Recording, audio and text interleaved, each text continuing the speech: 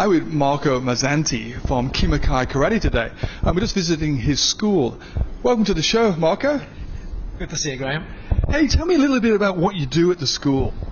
Okay, well, we at Kimakai, we have a number of programs. We look after children as young as 2. We've got a very, what we call a mini Thunderbolt, and we range from 2 right up to all ages. So we have a Thunderbolt program, which is 4 to 7, and then we go into a young samurai program from 8 to 14, and then into an adult program from there on.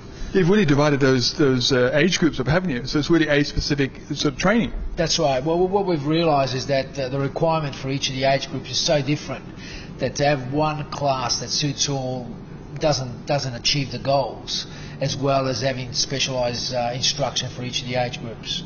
So age 2 is quite a young age to start martial arts. What sort of things would they learn in a program like that? Well, we found that a lot because a lot of our students have got siblings that are just eager to start. Exactly. So what we found is just doing motor skills, basic motor skills training, balancing, and also socialising, just being able to be in a class with other kids their age and learning what's acceptable, what's not acceptable, you know, how to do things well together. Yeah. So that seems to work really well, and it gives us a good insight to get kids into the next program. Now, a lot of people don't really understand the benefits of life skills in martial arts. Tell me a little bit how you apply the life skills into your martial arts training. Sure. Well, you know, especially with kids, you know, these days it's all about managing how to handle bullies, how to have self-confidence, how to have discipline, self-control, all those life skills, as you say, that are so important as they get older. We try to obviously use those in our classes. We try to talk about it. We try to have exercises that reflect those ethos, or that ethos. And that works well because kids achieve goals and become more confident, and they're able to sort of translate those skills into their school and into their personal life. Yeah, and also the confidence thing is good. The respect and discipline is really pushed in martial arts. How do you feel that affects the children growing up? Well, we find, you know, the discipline, you know, being able to complete tasks, you know, schoolwork, be able to really focus their energy into being the best they can possibly be. And a lot of that confidence, like you say, confidence is such a big issue because it really sets the precedent to what the kids are going to be able to achieve. And if they have that confidence to be able to put all their focus on achieving goals, then usually they're much more successful. The guys go into, you've got like instructors programs as well. Tell me a little bit about those.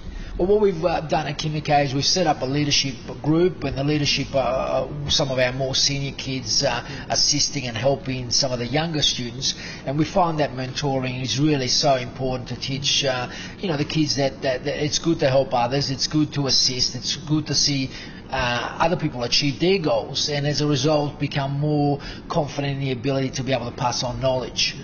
You started way back in Italy, started in judo, and then you've gone into different forms of karate and kickboxing. You've got a lot of colleagues in the industry. What sort of motivated you to get into martial arts originally?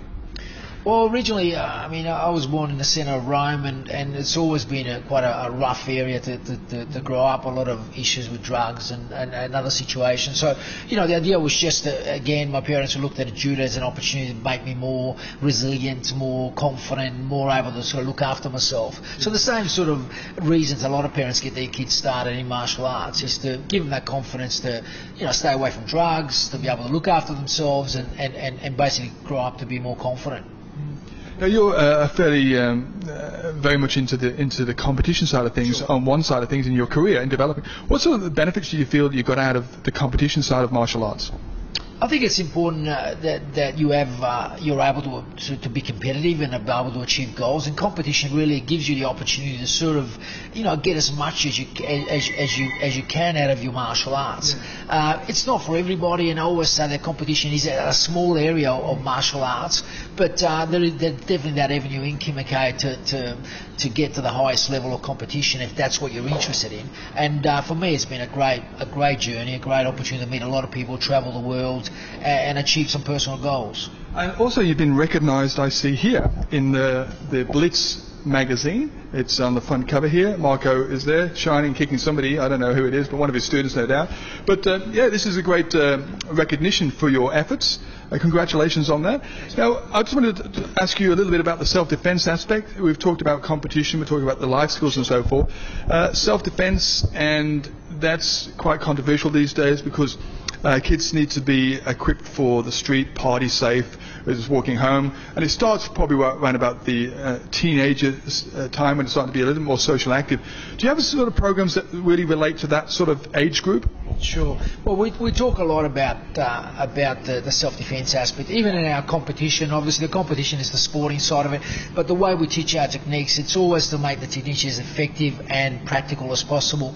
The deal with self-defense is to teach kids about awareness. I mean, to me, awareness is probably the most fundamental aspect of martial arts in relation to self-defense. And the idea is that if the kids and the adults are aware, they're able to I suppose off-put a possible attack, and the other aspect is if the situation calls for self-defense, and the technique that they use are actually effective and are able to sort of deal with the situation. But the awareness is the most important, because really if you're not there, the situation won't occur.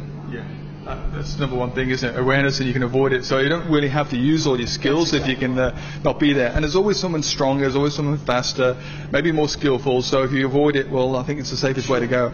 So Marco, you've been exposed to quite a few different disciplines in your practice, and you've introduced those into your martial arts school as well. Tell me about the different types of programs you have in your school. Sure.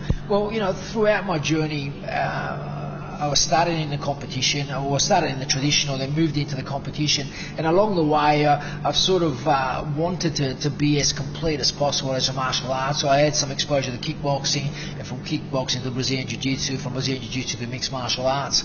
And in Kimiko we offer an MMA program, we offer a Brazilian Jiu-Jitsu program, and ultimately we allow our students to get as much exposure to the different forms. As far as I'm concerned, good martial arts is good martial arts, regardless of the type of martial art. Yeah. The important part is not to become too, I suppose, stuck in one form and not realise the benefits of the others. Yeah, that's